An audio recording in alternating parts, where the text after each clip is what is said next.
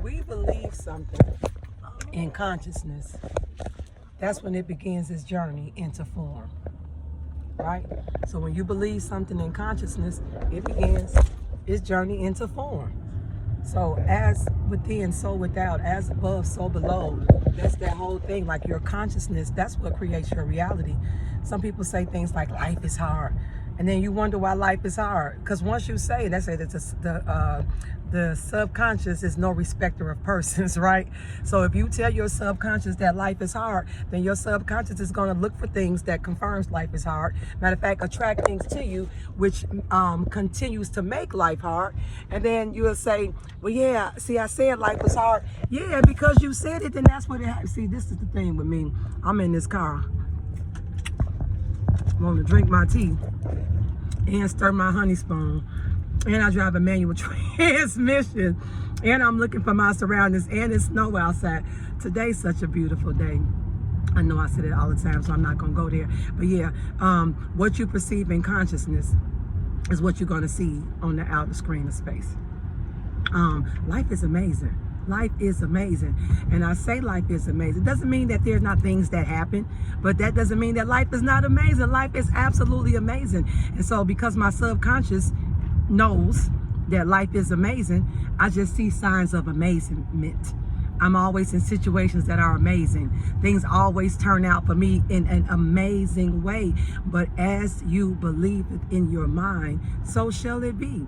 So when people say like life's not fair, then they look for situations. See, told you life's not fair, blah, blah, blah, blah, blah. Life is fair.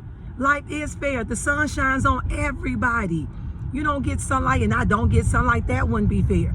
If you got 23 hours in a day and I got 27 hours in a day, that wouldn't be fair. But we all have the same life, the same time, the same everything. Yeah, our faculties might be different, but that's our creativity. But yeah, life is fair and life is amazing and life is dope and life is simple and life is easy and life is all those things. And so the minute we get our subconscious mind in agreement with what it is we want to see, not what we see, if what you see in your quote unquote reality is not really what you want to experience, the outside doesn't change the inside.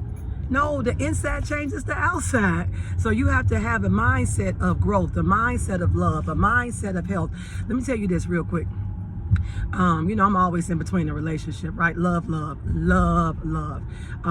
So when I'm in between, I work on me.